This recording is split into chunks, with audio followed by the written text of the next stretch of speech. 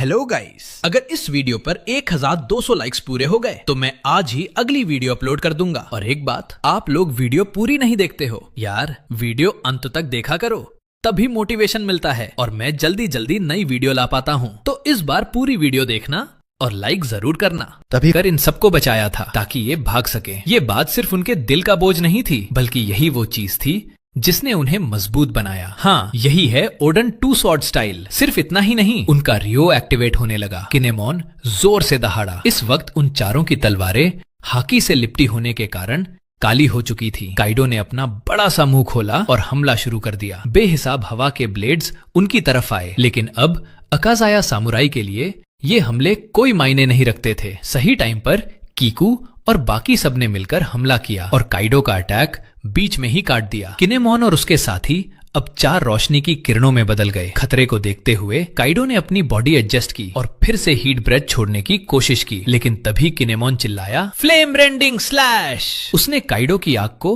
बीच से काट दिया और उसे पूरी तरह बिखेर दिया। काइडो का सर भी झटके से टेढ़ा हो गया। जब काइडो को होश आया तो उसे दूसरी बार वही आवाज सुनाई दी, मेरे सामुराई को कम मत समझना, मेरे सामुराई को कम मत समझना। सही बात है, ऐसा लग रहा था कि ओडेन आज भी काइडो के लिए एक डर बना हुआ है। ऐसा लग रहा था जैसे ओडेन की आत्मा सच में वहां मौजूद है। तभी हमला भी हो गया, लेकिन ऑडियंस के दिमाग में बस एक ही बात चल रही थी, अरे भाई जल्दी से फिनिश करो, उसका काम तमाम करो। वहीं दूसरी तरफ परफॉर्मेंस फ्लोर पर बहुत सारे लोग क्वीन की ब्लू फायर वाली गैटलिंग गन का शिकार हो गए थे। जिसको भी ये गोली लगती वो जम जाता, पागल हो जाता और फिर मर जाता। और यही था क्वीन का नया वायरस वेपन, आइस ओनी। जोरो ने अपनी तलवार निकाली और एक इन्फेक्टेड बंदे को मारने ही वाला था कि उसने देखा, अरे ये तो अपना ही साथी है। तो जोरो को डिफेंसिव होना पड़ा। जैसे ही वो उस बंदे को होश में लाने वाला था, चॉपर ने कहा, इसे छूना मत। ऐसा लगता है चॉपर समझ गया था कि इसके पीछे क्या चाल है। इस बात पर चॉपर को बहुत गुस्सा आया। जिसने भी ये वायरस बनाया है वो दुनिया के लिए किसी कैंसर से कम नहीं है। उधर लूफी और उसकी टीम को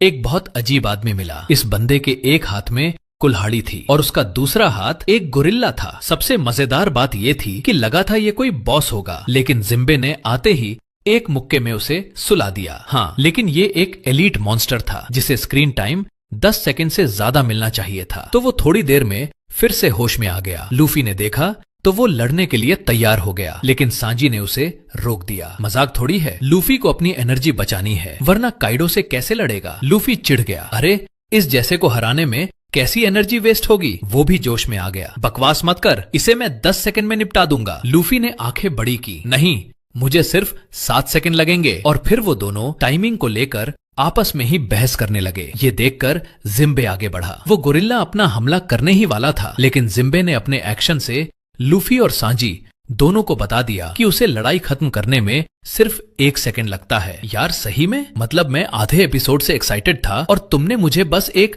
वन शॉट दिखाया। इसी बीच आज की रात फायर फेस्टिवल की रात है। फ्लावर कैपिटल में हर तरफ खुशी और त्योहार का माहौल है। वहाँ का कल्चरल सेलिब्रेशन चल रहा है, पर मुझे उसमें कोई इंटरेस्ट नहीं है, तो हम उसे स्किप करते हैं। वापस चलते हैं काइडो के पास। अभी वो बेहोश पड़ा था। अकाज़ाया 9 बहुत एक्साइटेड थे, लेकिन वो एक बड़ी गलती कर रहे थे। अरे भाइयों, उसे फिनिश तो करो। जैसे ही किनेमॉन और बाकी लोग कुछ करते, अशुरा दोजी ने अपनी तलवार उठाई, जल्दी करो, इसका गला काट दो। तो ये सब उसकी तरफ दौड़े, लेकिन अफसोस काइडो ने अपनी पूंछ के एक वार से उन सबको दूर फेंक दिया। काइडो ने उनकी तारीफ की, अच्छा था, तुमने मुझे ओडेन की याद दिला दी। सच तो ये है कि काइडो के दिल में भी वो पुराना डर और ट्रॉमा बैठा हुआ है, क्योंकि जब सालों पहले उसकी ओडेन से लड़ाई हुई थी तो उस बूढ़ी औरत ने अचानक मोमोनोस्के का रूप लेकर ओडेन का ध्यान भटका दिया था। लेकिन भाई, जंग तो जंग होती है, अगर दुश्मन अपने आप मौका दे रहा है तो तुम उसे छोड़ोगे थोड़ी। इसलिए काइडो ने ओडेन को गहरा जख्म दिया था। काइडो ने खुद माना, अगर उस वक्त कोई बीच में टांग नहीं अड़ाता तो शायद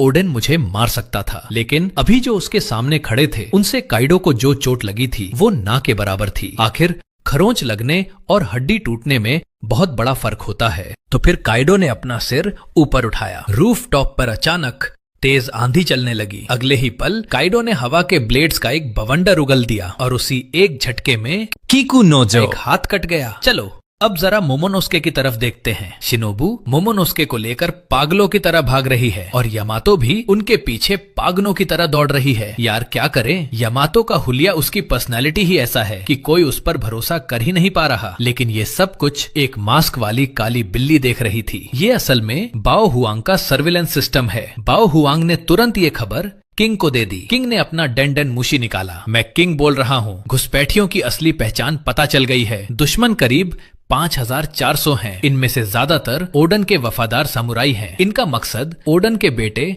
कोजुकी मोमोनोस्के को शोगुन बनाना है। सारे खाली बैठे गिफ्टर्स और टोबिरोपो ध्यान से सुनो। राइट ब्रेन टावर से भाग रहे मोमोनोस्के को मार डालो। अगर उसका सिर मिल गया तो सारे सामुराई अपनी हिम्मत हार जाएंगे। रही बात लूफी और इन पायरेट्स की, तो उन्हें बाद में देख लेंगे। बात खत्म होते ही सासाकी अपनी फौज लेकर शिनोबू पर टूट पड़ा। शुक्र है कि शिनोबू ने टाइम पर अपनी निंजा टेक्निक यूज कर ली। इसके बाद शिनोबू ऊपर से नीचे कूदी, लेकिन दुश्मन बहुत ज्यादा खतरनाक थे। एक ही थप्पड़ में शिनोबू दूर जा गिरी। फिर दुश्मनों ने तीरों की बारिश कर दी। शिनोबू मोमोनोस्के को बचाने के लिए खुद ढाल बनकर खड़ी हो गई और सारे तीर अपने शरीर पर झेल लिए। भाई, इसे कहते हैं वफादारी। लेकिन इससे दुश्मनों को कोई फर्क नहीं पड़ा। शिनोबू को एक कुल्हाड़ी से मारकर साइड कर दिया गया और अगली कुल्हाड़ी सीधा मोमोनोस्के की गर्दन की तरफ बढ़ी। तभी बिजली कड़की। यामातो ने कूदकर एक ही वार में उस दुश्मन को दूर फेंक दिया। उधर क्वीन तो अलग ही लेवल पर खेल रहा है। उसने कत्लेआम मचा रखा है। सिर्फ सामुराई ही इन्फेक्टेड नहीं हुए, बल्कि वो अपने ही साथियों को भी नहीं छोड़ रहा। इस वजह से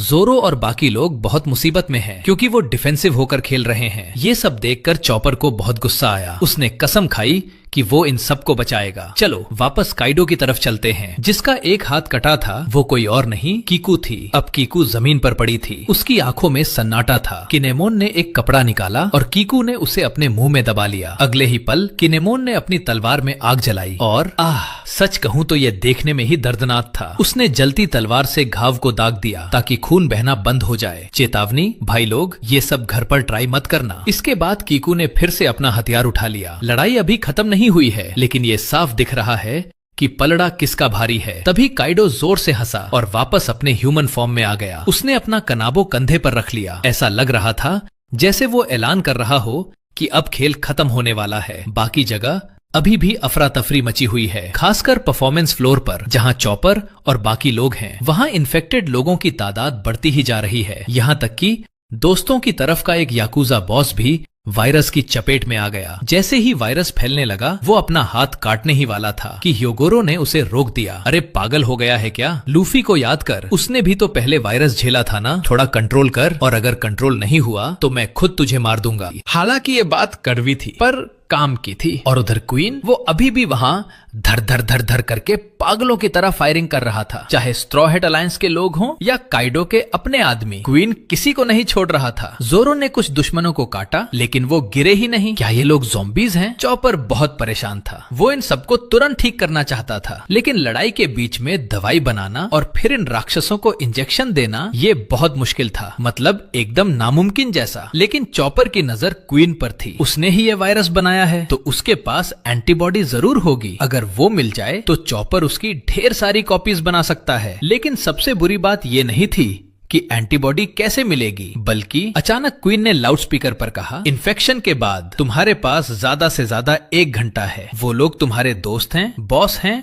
या रिश्तेदार, जाओ उन्हें गले लगा लो। और हाँ, उससे उन्हें भी इन्फेक्शन हो जाएगा। वहाँ सबसे ज्यादा दुखी तो अपू था। वो यहाँ रुकना ही नहीं चाहता था। बड़ी मुश्किल से वो दरवाजे तक पहुँचा, पर वहाँ ताला लगा था। क्वीन ने ये देखा और अपू की तरफ एक बोतल फेंक दी। फिर लाउडस्पीकर पर ऐलान किया, ये दुनिया की इकलौती एंटीबॉडी है। अरे भाई, इसने तो अपू के ऊपर सीधा टारगेट लगा दिया। अपू ने जब उन राक्षसों की नजरें अपनी तरफ देखी तो उसकी तो जान ही निकल गई। चॉपर का रिएक्शन सबसे तेज था। उसने तुरंत जोरों से कहा कि वो एंटीबॉडी छीन ले। अपू भी समझ गया था। वो बिना कुछ बोले मुड़ा और भागा। बस फिर क्या, पकड़म पकड़ाई का एक बड़ा गेम शुरू हो गया। रूफटॉप पर काइडो अकाजाया 9 के सामने गया। सबसे पहले नेको मामुशी और इनुआ राशि ने हमला किया, लेकिन इतने खतरनाक हमलों के जवाब में काइडो ने सिर्फ एक वार में दोनों को पीछे फेंक दिया। यहाँ तक कि उनका सूलोंग फॉर्म भी गायब हो गया। सच कहूँ तो मैं थोड़ा बोर हो रहा हूँ, काइडो ने कहा। फिर थंडर बागुआ वाली वो बैंगनी बिजली चमकने लगी। मोमोनोस्के की तरफ शिनोबू के पास कोई रास्ता नहीं था। उसने यामातो का हाथ पकड़ा। प्लीज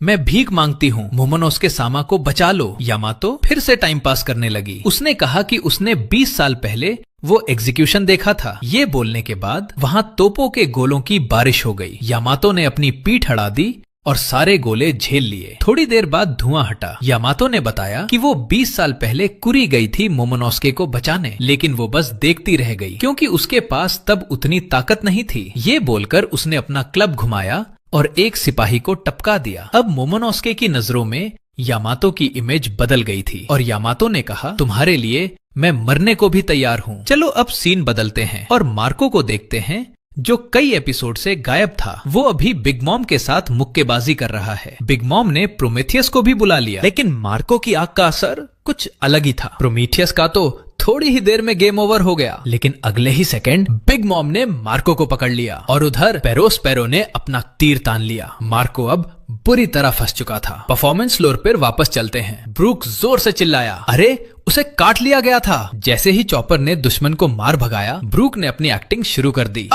मुझसे दूर रहो, मैं अपने साथियों पर हमला नहीं कर सकता। मैं अब ओनी बनने वाला हूँ। अरे मैं तो ठीक हूँ। अचानक चॉपर को समझ आया, अरे ये तो कंकाल है, इसको वायरस कैसे लगेगा? अरे हाँ, कुछ गड़बड़ है। ब्रूक के पास तो शरीर है ही नहीं, तो उसकी बॉडी हीट भी कम नहीं होगी। इसका मतलब ये है कि अगर हम शरीर का तापमान कंट्रोल कर लें तो वायरस को रोका जा सकता है। तभी रॉबिन ने कहा, चॉपर तुम्हारा हाथ। चॉपर ने देखा वो खुद भी इन्फेक्टेड हो चुका था। और हाँ, नामी और बाकी लोग भी तो हैं। नामी कोमाचियो के पीछे छिपी हुई थी, लेकिन अफसोस उल्टी ने एक हेडबट मारा और उसे बाहर निकाल दिया। नामी ने मौका देखकर माफी मांगनी शुरू कर दी, लेकिन साथ ही अपनी क्लाइमा अटैक से हमला भी कर दिया। पर यार ये अटैक बहुत कमजोर था। अगले ही पल उल्टी ने उसे फिर से पकड़ा और हाकी वाला हेडबट मारा। नामी बुरी तरह जख्मी होकर गिर गई। यार नामी की हालत देखकर बहुत बुरा लग रहा है। जैसे ही उल्टी दोबारा हमला करने वाली थी, उसॉप ने अटैक कर दिया, लेकिन उसने लगातार कई शॉट्स मारे पर कोई असर नहीं हुआ। अगले ही पल उसॉप को भी हेडबट मारकर उड़ा दिया गया। उल्टी ने नामी से कहा, माफी मांग, क्योंकि लूफी ने ऐसी बात कही थी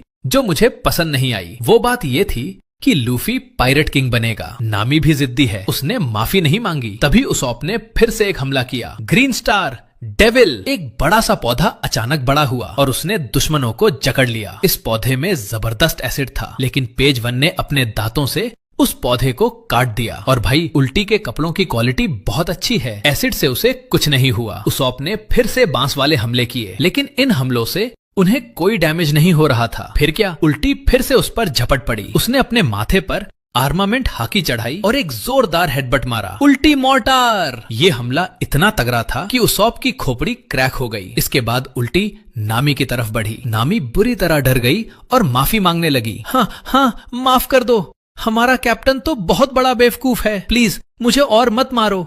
एक और पड़ी तो मैं मर जाऊंगी। उल्टी नहीं मानी। बोल कि तेरा कैप्टन कभी पायरेट किंग नहीं बन सकता। नामी की हालत देखकर लग रहा था कि वो हार मान लेगी। लूफी वो नामी अटक गई। उसे वो पल याद आया जब लूफी ने उसकी जान बचाई थी। वो रोते हुए चिल्लाई, वो पायरेट किंग जरूर बनेगा। ये बोलते ही वो रोने लगी। तभी वहाँ एक बहुत बड़ा कुत्ता दौड़ता हुआ आया और उसने सीधा उल्टी को काट लिया। वहाँ कोई और नहीं बल्कि जंग का पासा पलटने वाली ओटामा आ गई थी। लड़ाई अब और भयंकर होती जा रही थी। हर जगह आग और तबाही मची थी। सीन पूरी तरह से केओस भरा